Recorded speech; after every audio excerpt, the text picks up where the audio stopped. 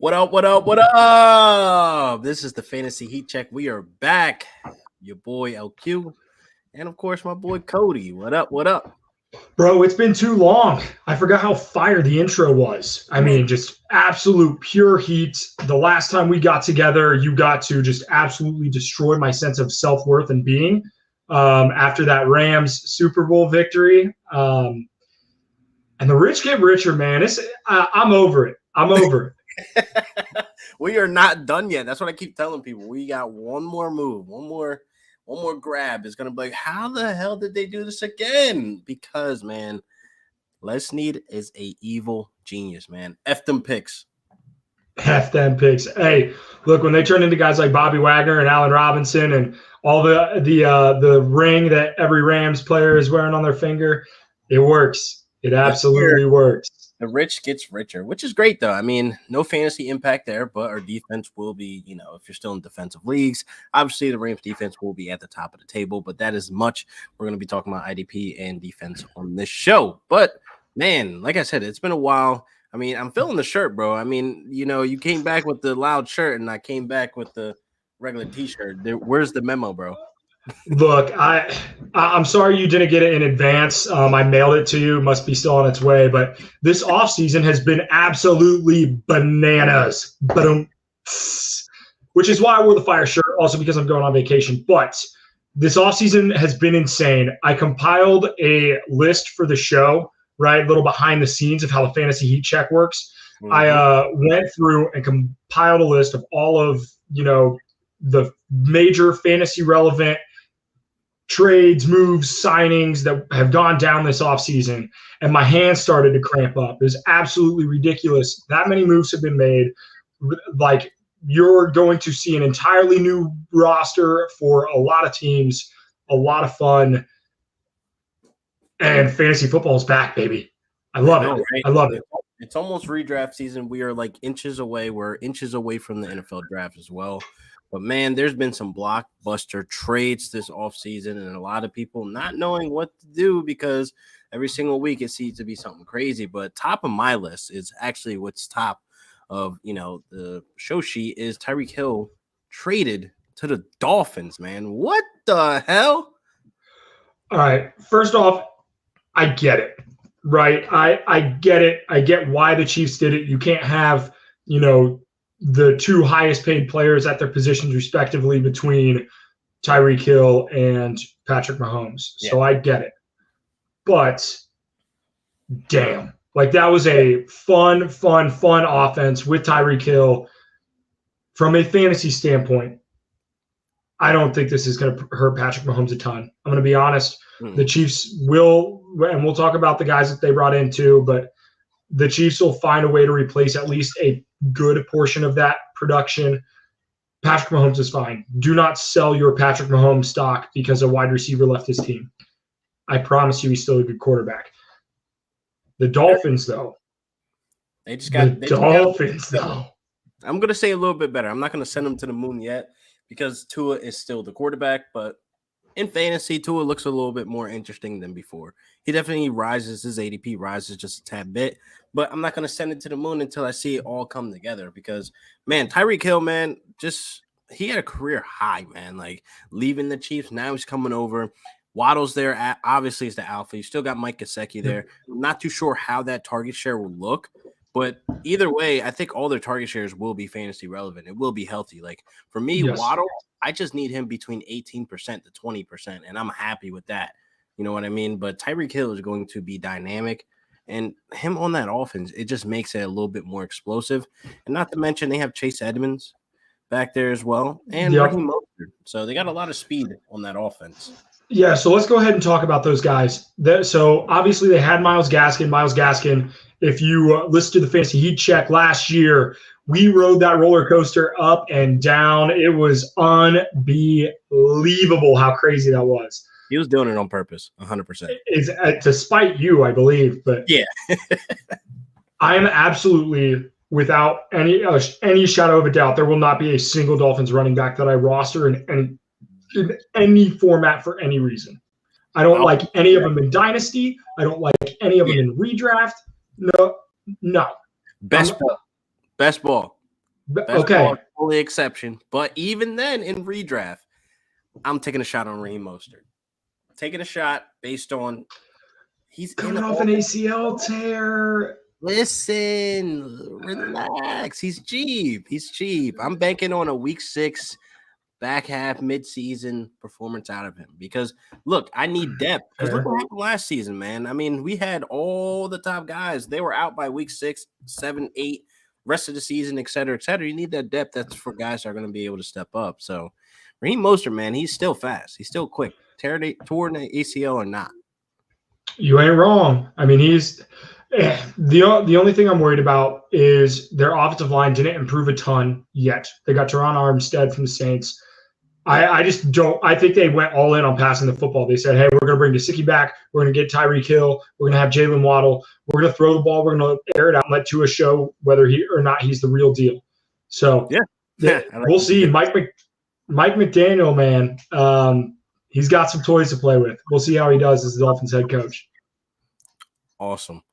Now the big one, second big one, I would say, because honestly, Tyreek Hill leaving kind of just like made me forget that Devontae Adams was a Raider now with Derek Carr. I mean, what do you think like for fantasy purposes, Derek Carr, are you rostering him? Like, obviously, if he's on the board, like how high are you willing to go for Derek Carr? Does this move the needle for you?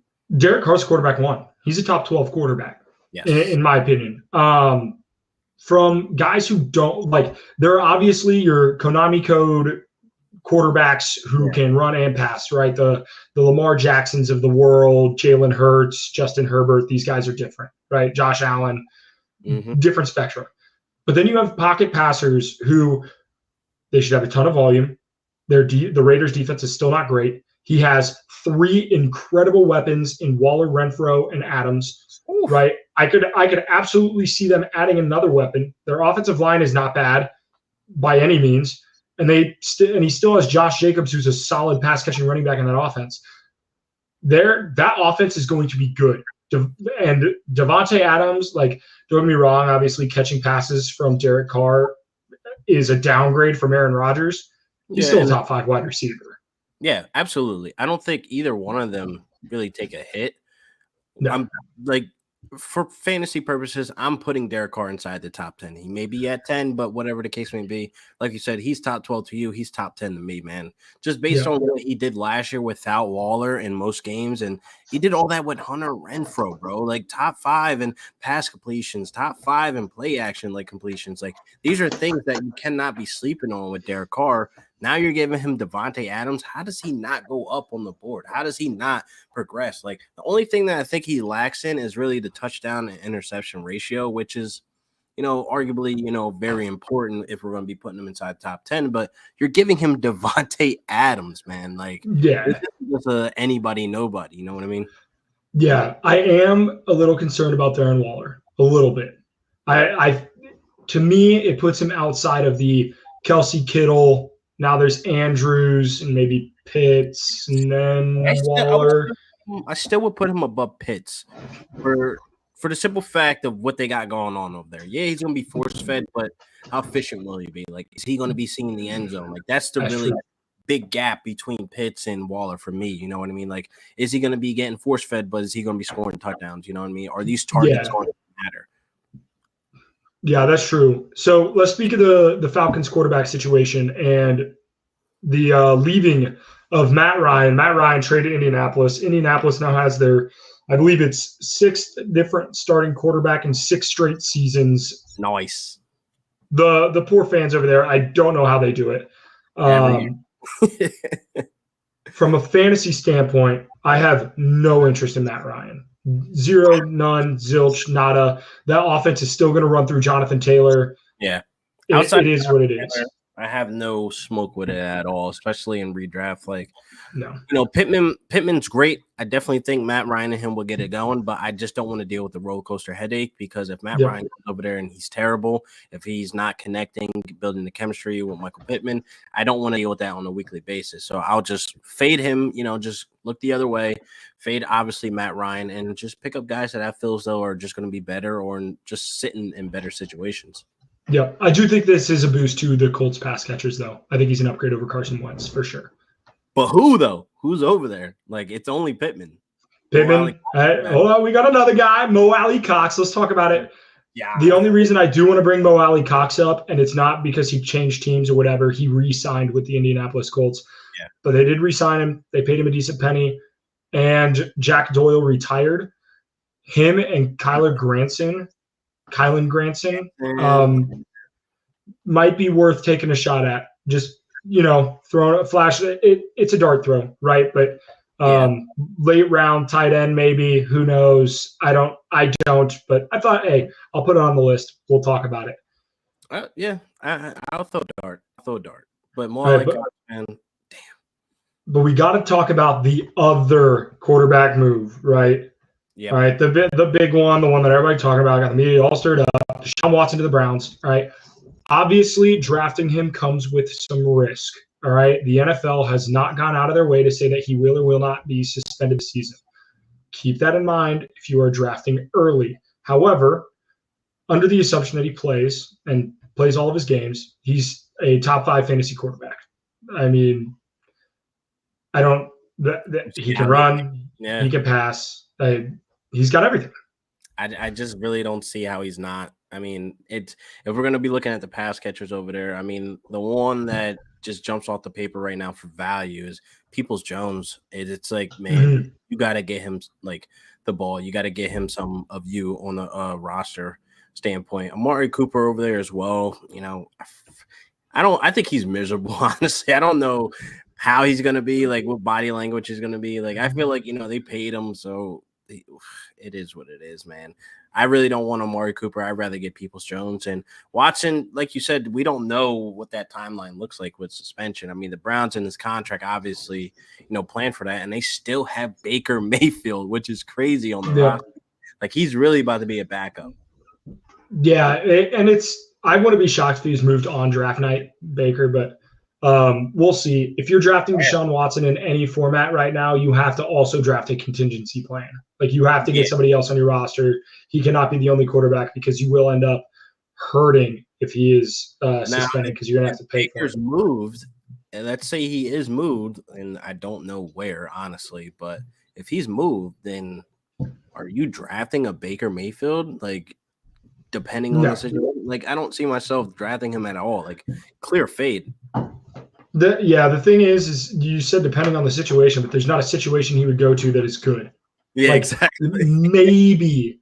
Well, if he went to where? The Jets. He ain't starting on the Jets. It'll be Zach Wilson. The only place I think there are 2 teams where he could go and have an opportunity to start, and it is Seattle and Carolina. I think those are the only 2 places he has a chance to start. I really do. Honestly, I don't Seattle. I don't know, man. They're doing some weird things over there. They're like buckling down on Drew Lock. Like, they've been losing down every single week, which is crazy. Pete Carroll, DK Metcalf, and just along with other players like doubling down. Like, yo, put some respect on Drew Lock's name. And I'm like, why?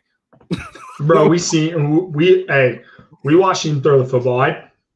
Let's talk about that trade then. All right, Russell Wilson to the Broncos. Ooh, I don't think it hurt. Russell Wilson, up, down, left, right, indifferent. He's still a borderline top 10 guy for me. I'm not enthralled by Russell Wilson fantasy-wise. The needle. Like, this did not do anything for me because I really look at him as the same. I mean, he cooks up in the beginning of the season, and then back in the season, kitchen's closed, you know what I mean? But we're trying to look at who will benefit, from Courtland Sutton and Jerry Jeudy. Obviously, this is a Robert Woods and Cooper Kupp situation last season, but I'm leaning more towards Courtland Sutton to be connecting with Russell Wilson. I honestly think they're both going to eat. I really do. I think both of these guys are going to excel. The only thing that I am worried about a little bit is how well this offense meshes at the beginning of the year, because you have new quarterback, new head coach who's going to be the OC, right? Nathaniel Hackett. However, he did love passing the football when he was in Green Bay. He had Aaron Rodgers. Now he goes to Russell Wilson. Can't get much better than that from a changing teams and still having great quarterback play. So I I don't think the answer is Sutton or Judy. I think the answer is Sutton and Judy. It's just whether or not, those guys are high-end wide receiver twos or low-end wide receiver twos, right? Yeah. So we'll see.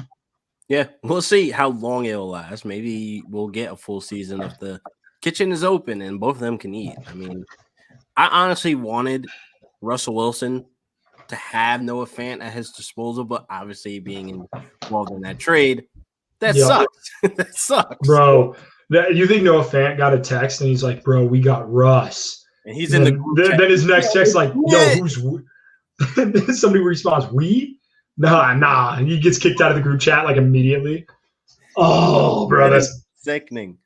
That is sickening, bro. I know he was pissed. I would be so gotta be. But the thing is, like, let's not steer away. Like, he's a good tight end, but he's faced some injury, missed some time and stuff like that. And I think the only way you really make that package is to add him in because Drew Lock is not doing anything. You know what I mean? Like, it's not doing Yeah, and from a redraft standpoint, honestly, I'm probably going to be out on Fant this year. 100%. In an offense that should be bad, with bad quarterback play, and a coach that likes to be a run-first coach, and in an offense that has he's the third option behind DK Metcalf and Tyler Lockett.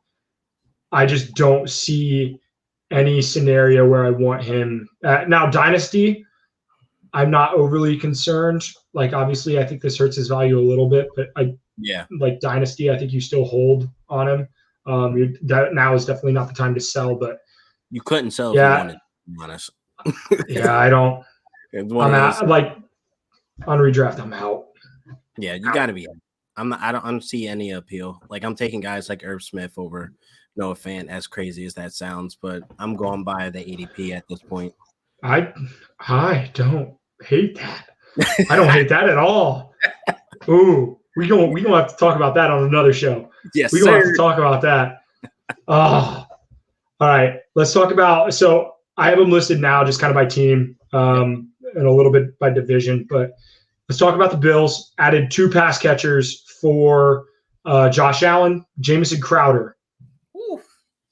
100 targets. 100 targets. 100 targets locked. Jamison Crowder is going to be the steal of the draft. Like, he's literally going to see the volume. But I feel as though he's a tad bit better than Cole Beasley. He's going to eat. Yeah, and without, like, that, I think he's going to be because Emmanuel Sanders is gone and Cole Beasley is gone. Those both of their slot guys. I think he essentially vacuums up that role to himself. Yep. And, like, don't get me wrong, Gabriel Davis, great young receiver, but he's not going to be some sort of monster number 2. I don't envision it. So Jamison Crowder might be like the Brandon Cooks of this draft, where this offseason, where we can talk about him all offseason and he's still going to be undervalued and he's still going to perform when you draft him, and it's going to be great. Yeah. It's not a sexy pick, but I think it'll be a great pick. See, not sexy picks end up being the best picks. Because, I mean, like, you look at Brandon Cooks, like, we could keep using him as the example because he's not a sexy pick to have as your wide receiver 3. But then most weeks he's putting up wide receiver 2, wide receiver 1 numbers, which is like, how the hell do we keep undervaluing this guy? So Jamison Crowder is definitely going to be on that list of not sexy picks that end up just working out. Yeah, that's what my wife says about me. Not sexy. She picked me not sexy, but it worked out. It's tough on these streets. All right. Speaking of not sexy, I put this name on the list just to say OJ Howard to the Bills with Dawson Knox. We can finally stop drafting OJ Howard, right? Yeah. Okay, good. The dub. Good. I don't believe this will be anything of, like, where we're going to be seeing OJ Howard, like, any type of fantasy relevance. I don't think we're going to see a snap opportunity percentage relevance to Dawson Knox, because Knox got that locked up. Like, I've seen a couple of people panicking, like, on the Twitter streets, people like saying, oh, OJ Howard's over there now. He could finally, be unleashed. Like, no, that's a little too late. He had his time. He had just gives him some personnel flexibility. All it does. Nothing crazy. He might be cutting camp. Who knows? Yeah. So speaking of places with too many tight ends, Conklin and Uzama both to the Jets. Bro, I don't know what it is, but this was kind of stupid to me. Next to the Greg Zuerlein signing, and then they sign their kicker back. Like, I don't know.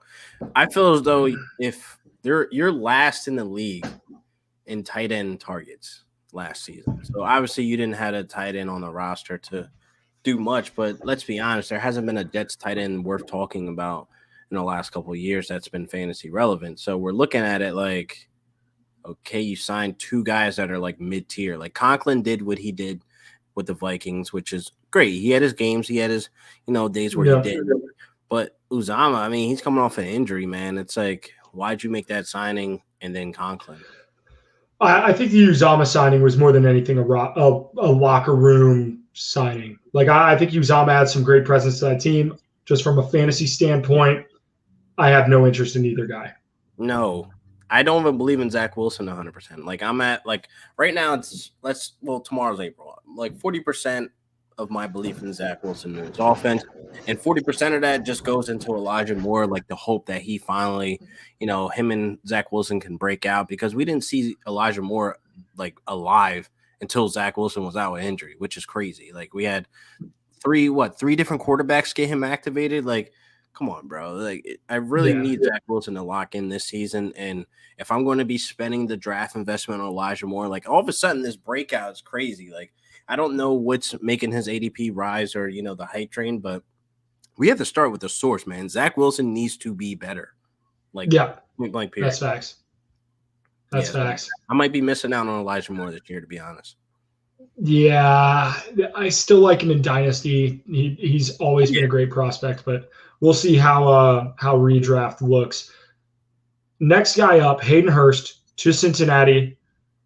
A loaded offense gets even more guys, right?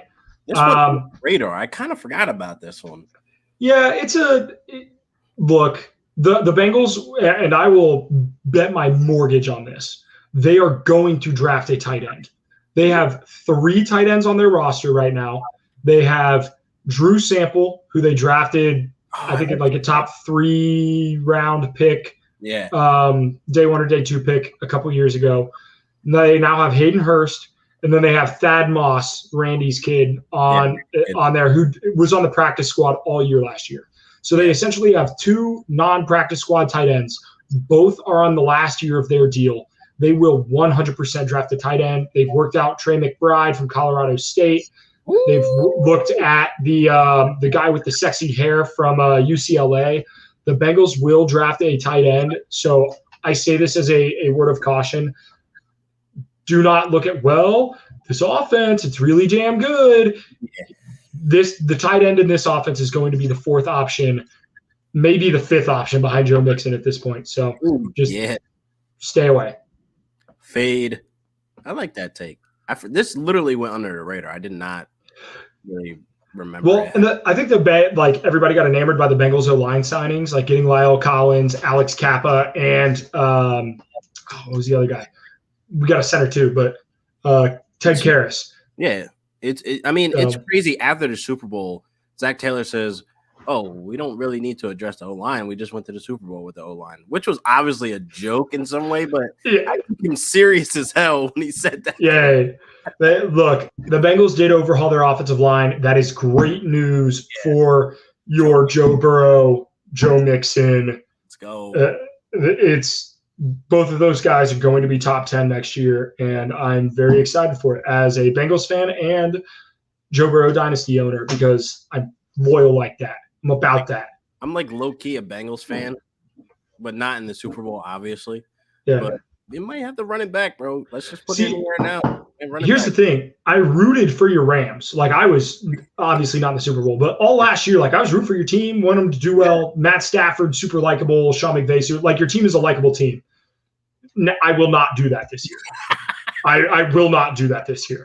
And it's not even spite. Like, it's not spite that you beat us. It's just that it's like rooting for Alabama right after they win a national championship. Or like, oh, yeah, let's root for the Eagles right after they win a Super Bowl. No.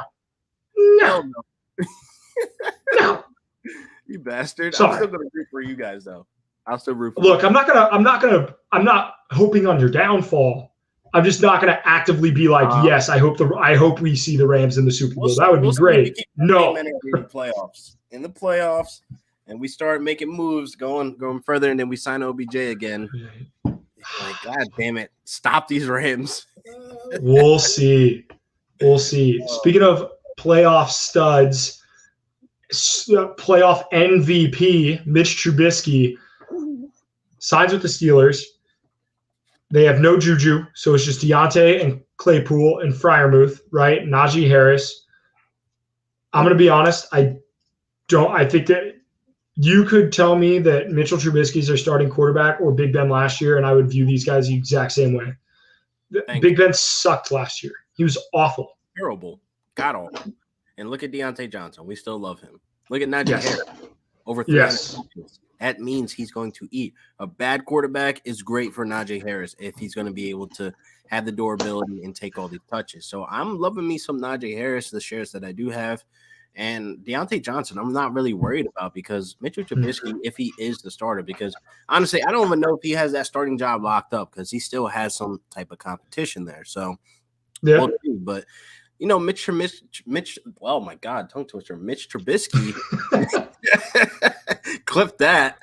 You know, Allen Robinson was back-to-back, top 10 wide receiver. So I don't see why we can be too worried about Deontay Johnson. I mean, he's still going to eat. He's still electric talent. He dressed the drops, and now he's like a stud top 10, top 12 wide receiver. So I'm good with it. I agree 100%, dude. I hate when we agree. It makes the show less fun. I will say this.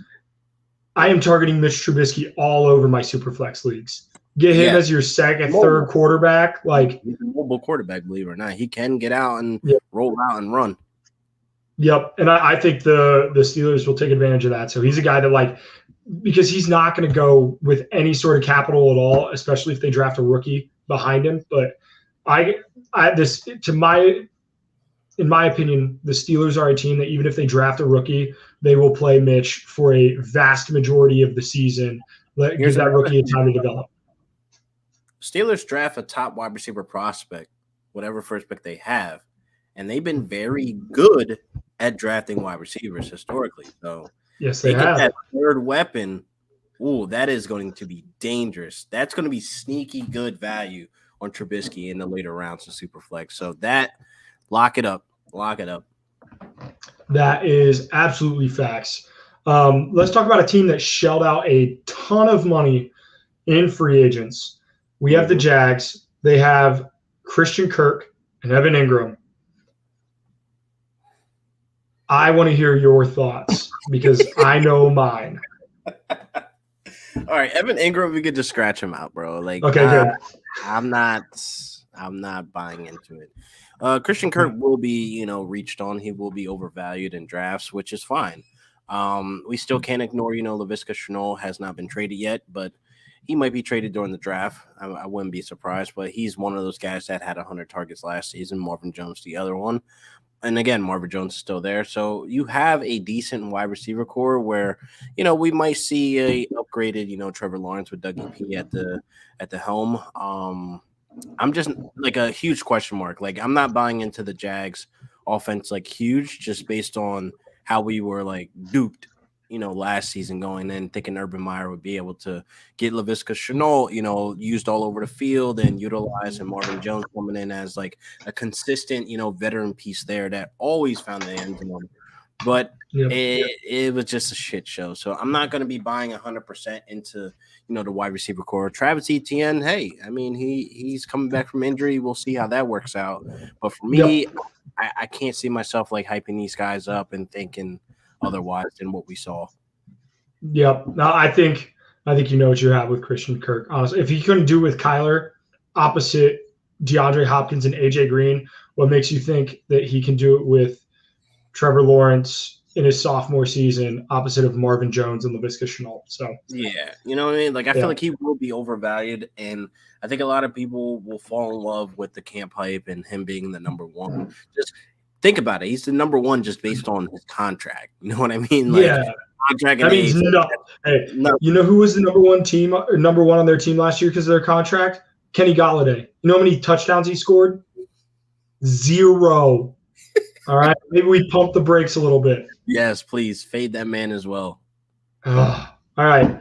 Let's talk about Super Bowl champion, former Los Angeles Ram, Robert Woods. That's Tighten tough. up. It's tough. This is a great deal for the Titans. Definitely. Great deal for the It's a Titans. sneaky good deal, and it's a sneaky good value in fantasy for Robert Woods on the Titans offense. He is the number 2 they've been really searching for, and he plays a great number 2 role. He's a great run blocker, so he's going to be helping Derrick Henry out in those trenches as well. So they got a great player. I mean, he won't be back, to camp.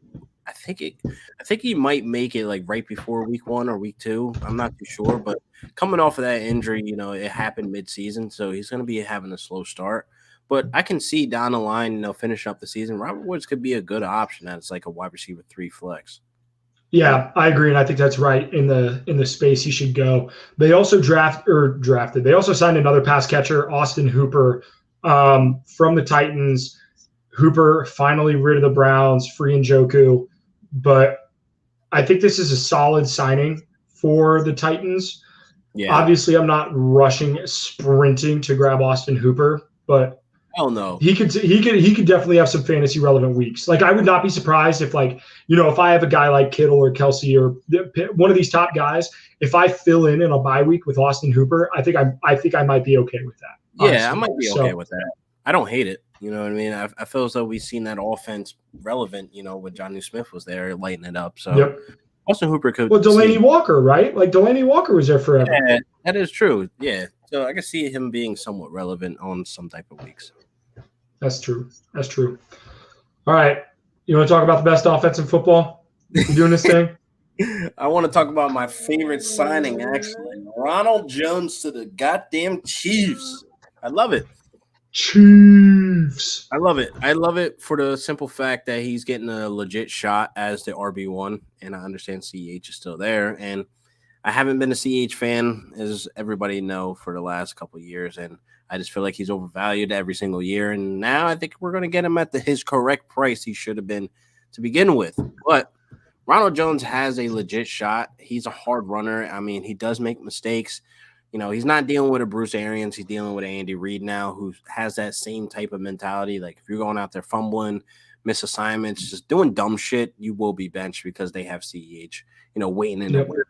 So it's one of those situations where, I don't see either one of them benefiting out of the pass game because a lot of people are painting this narrative about this, pass game, the PPR situation for CEH. But overall, I mean, if you look at since Patrick Mahomes has been the starter, they haven't had, much running back targets, 111 targets, 112 targets one year.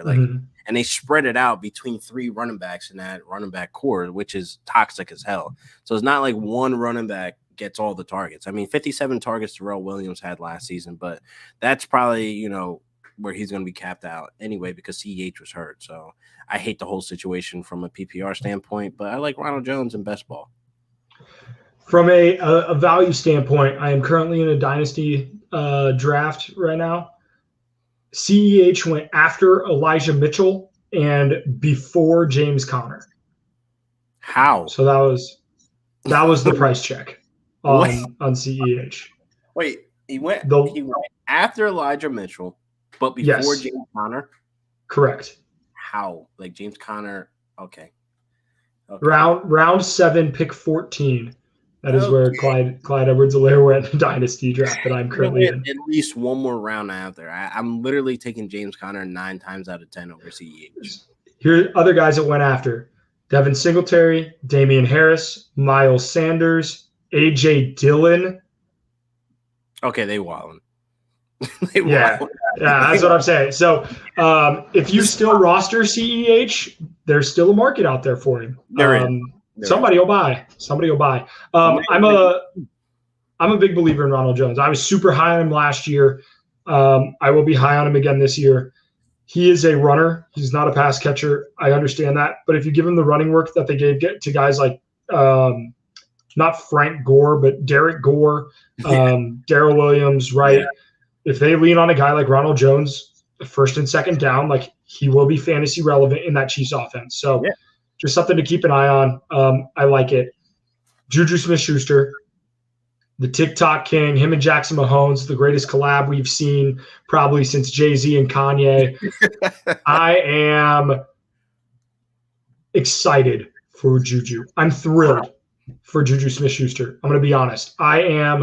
He's 25 years old, still a solid receiver. He is coming off injuries, right, which is something you have to consider when drafting him. But for all intents and purposes, he, at this point in time, is the number 2 pass catcher on that team. Number 1 is going to be Travis Kelce.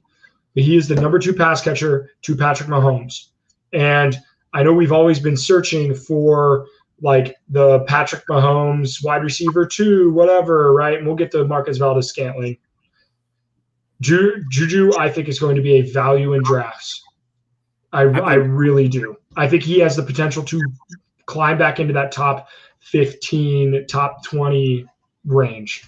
Yeah, I think, the Chiefs were interested in DK Metcalf, which would have been a move I would have been in on. But honestly, I think the Chiefs should go after Tyler Lockett, add him over there with Juju and MVS. I think that would be a better looking offense than trying to attack DK because you're going to have to pay him big bucks. You know what I mean? Tyler Lockett doesn't pay that much.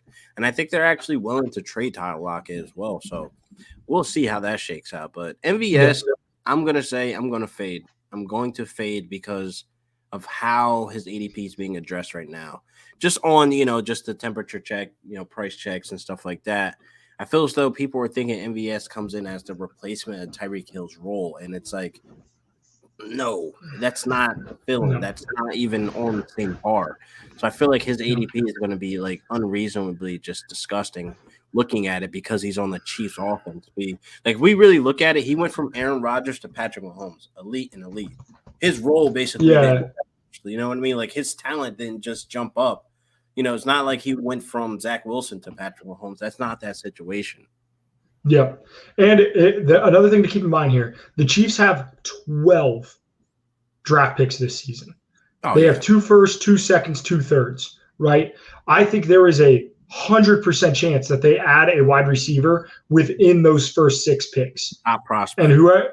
And in a wide receiver draft that is as deep as ever, any one of them could have fantasy relevance. But if they get a guy, they have the 29th and 30th pick of the first round. If they get a guy like Garrett Wilson or Chris Olave, or I think Drake London will go for, but like David Bell from Duke, like there are a lot of guys who are really good wide receivers who will be available. Something to keep an eye on before you go shelling the bank for one of these Chiefs wide receivers. One of them might be coming on draft night. Yeah.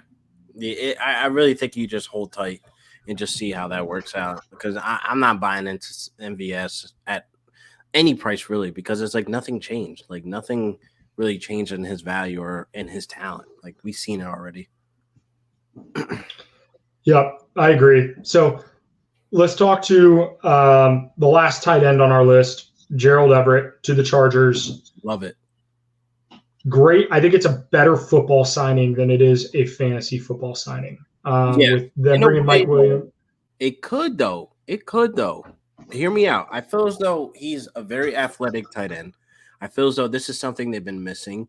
I feel like, Jared Cook was a little weird signing, but that was a veteran presence for whatever purpose it was. But I think Gerald Everett comes in as like a very athletic, tight end that they could utilize in the middle of the field. Hey, I wanted David Njoku over there to light it up, to be with, Herbert, but that would have been nice.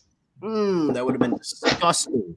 But I think Gerald Everett, he brings in a tier down of that talent where he could be utilized because we've seen him as a great receiver when used in the Sean McVay's offense. So I feel like, this could work out. This could be something. This might be a sneaky pick at the end of the draft where I was talking about Irv Smith when Gerald Everett. Okay. This is the tier guys that you need to just have on your radar in those later drafts.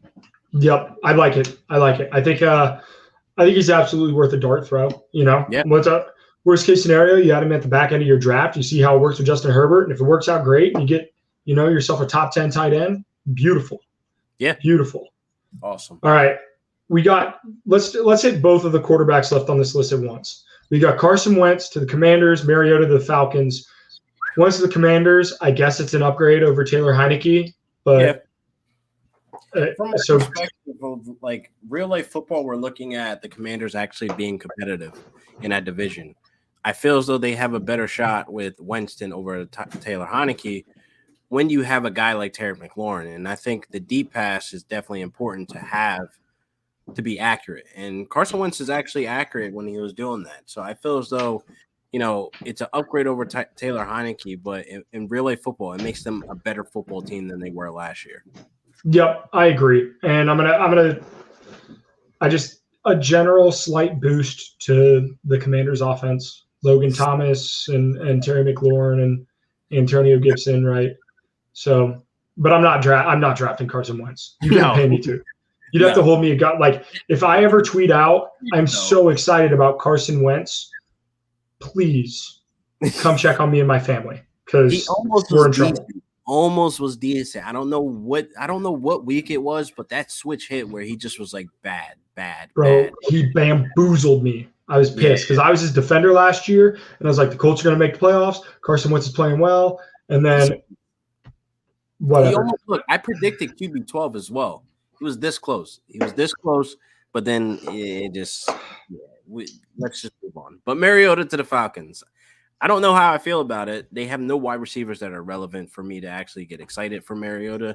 Cordero Patterson, or is that a running back? I don't. Why? Tight end, wide receiver. He's at Deebo Samuel wide back positions. Yeah. Who knows? It's disgusting, man. The offense just in general just looks nasty. And to my knowledge, I think Cordero Patterson probably will focus as a wide receiver / running back, like in that order of like importance. So I really hope, you know, they hit this draft and they get it right because Mariota is in trouble. Yeah. They did bring in a weapon, though. Auden Tate, who was like the fourth guy on the Bengals roster. That's like us saying you're Michael Thomas. Okay. Okay. Hear me out, though. Auden Tate has shown me flashes. Like he's 6'5", 228. Like built big. He has a hype train, though. He has a hype train. I'll give you that. Big jump ball receiver. I'm not drafting him in redraft by any means. No. But I'll throw, like, if you're telling me like a fourth round pick for Auden Tate in Dynasty, why not? Yeah. You know, like, why not? What's a worst thing that happens? Nothing. So, like, you could do that, yeah. All right, let's speaking of wide receivers that are really, really incredibly talented, Byron Pringle to the Bears. And then no. Okay. Pringles and nobody else but Darnell. Okay, good. Good. God, that is disgusting. The Bears are in trouble, man. The Bears are in trouble. It's like I really wanted them to either A, re-sign Allen Robinson, which wasn't going to happen because he was basically done, or B, get in on some of these like players that are going. Like, throw DJ Chark some money, throw Juju some money. Like, I don't know what it was. Like, the Bears and the Eagles are the two teams that I wanted them to be aggressive to go out and get some of these wide receivers, but they didn't. They just stayed quiet. Yeah, I think the Bears will. I think the Bears will draft a wide receiver. Would be really cool if they compare one of the Ohio State guys up with Justin Fields. Would be pretty neat. Yeah. Chris Olave or Garrett Wilson. But I think they'll draft a wide receiver. I'm not drafting Byron Pringle. So fuck no. keep it in the NFC North. DJ Chark to the Lions. It's interesting. We're not worried about Amon-Ra St. Brown, right? I'm worried about him regardless of DJ Chark there or not. I'm on the fence with it. Like, I understand what he did in that span of games without TJ Hawk and Swift. But then again, his hype train's through the roof. It's disgusting. The price is disgusting. That's what I'm really mad at. Like, don't get me wrong, the kid is talented. He can play, but can he play at this level with TJ Hawk now and DJ Chark and Swift back? Like, can we not like try to like think this isn't like there? Like, this is real. Like, this is going to have to be a problem. Like, the volume isn't just going to be there. He was being force fed. Like, that's the thing. Like, being force fed by a nervous wreck of a Jared Goff and the backup. God, I forget his name. But the thing is like Tim Boyle. Yeah, like you're being forced fed by these guys that are just trying to survive. Like they have nothing to play for. There's no playoffs. Just here, take this, go. And I feel as though people are going to overdraft him and they're going to be heartbroken and they just got to deal with it. Yep, I agree. I do like it for Dynasty though. Dynasty should be really, really good. But because are they going to eventually get a real quarterback? Like Matthew was taken for granted. I'll tell you. I would not be surprised if they drafted Malik Willis at 2. Whoo! I'm going to be honest. I would not be surprised. Or if they trade back and draft, a quarterback at 5 or 6, somewhere in there. Wild. I would not be stunned. I'll hate it for him, but then I wouldn't because that team it's set and ready to go. O-line, Swift, Hot, Chark, I'm on. Yeah, set it up. Do it now. Yeah, well, and you got to think, they got Penei Sewell, right? Solid offensive line. Campbell, I'm a believer in Dan Campbell, man. Hard Knocks, let's go. Bro, this will be a awesome Hard Knocks. I'm going to awesome Hard Knocks. Episode for episode. Definitely. Oh, yeah. It's going to be great. Speaking of former NFC North wide receivers, our last signing on the list, your new shiny toy on your beautiful Rams offense, Allen Robinson, finally gets to play with a decent quarterback. Fantasy, though. Top 10. Lock. Top 10. Top 10 lock. No, I'm tripping. All right, top 15 at top 15. Yeah, and Cup's gonna listen. Pause. Let me explain it. The hot take. It's the fantasy hot. Oh my god, I almost screwed the name up. Fantasy heat check. Listen, I'm going to put it in the universe right now. You're gonna have Cup. He's gonna take some regression, but he's still top 3, top 5 to me in my heart. He's going to balance out that target share. Allen Robinson's going to balance out that target share for Cup to make him relevant. Let's not act like we didn't see Robert Woods and Cooper Kupp finish inside the top 15, top 20. You ain't wrong. It's very possible for Sean McVay's offense. Let's not act like we didn't see Sean McVay's offense almost have 3 1,000-yard wide receivers if, again, Cooper Kupp didn't get hurt. But here it is. I'm telling you, man, this is going to be great for fantasy if we have Allen Robinson and Cooper Kupp just lighten it up. And then OBJ, we add him in the playoffs. Boom. Run it back. Man, I think I disagree. I don't know what I saw in Allen Robinson last year. I was not a fan. Maybe it was because I had him and I was spurned, but I just don't. I can't bring myself to drafting in as a wide receiver too. If I'm drafting him as a flex, that's fine. I will take him as my flex. I'm going to draft him as my wide receiver too.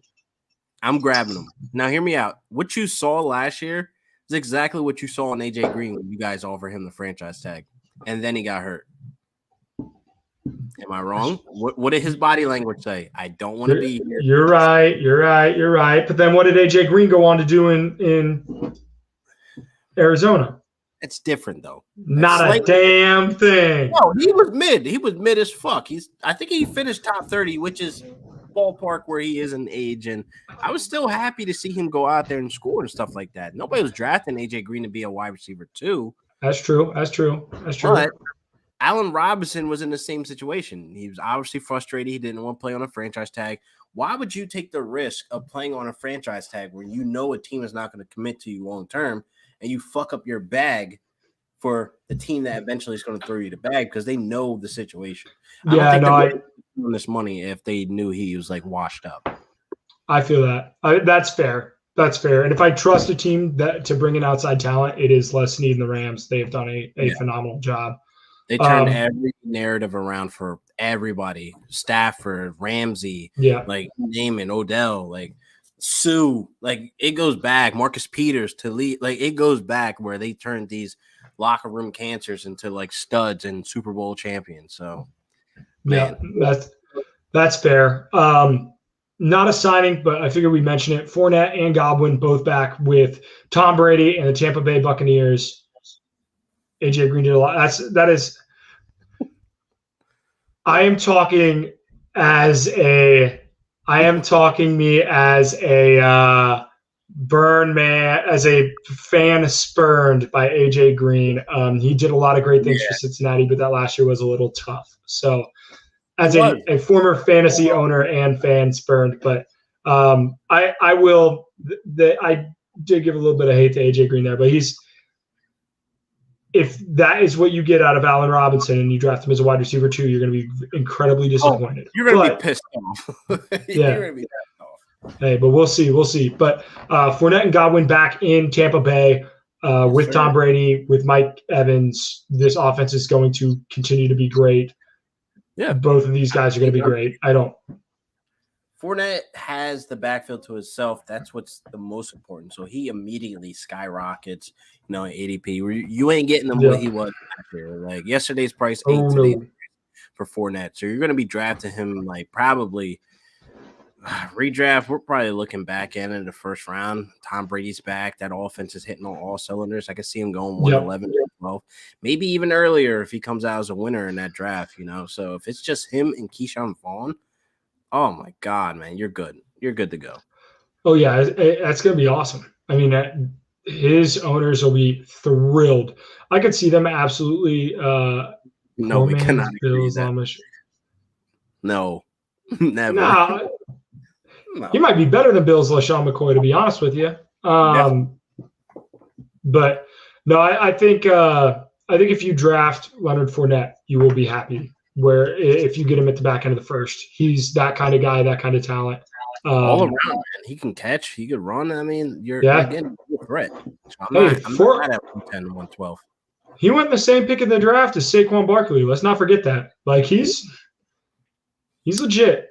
He's legit. He is legit. Man, LQ, it's good to be back. It's good to be back. Talking fantasy football. It's incredible.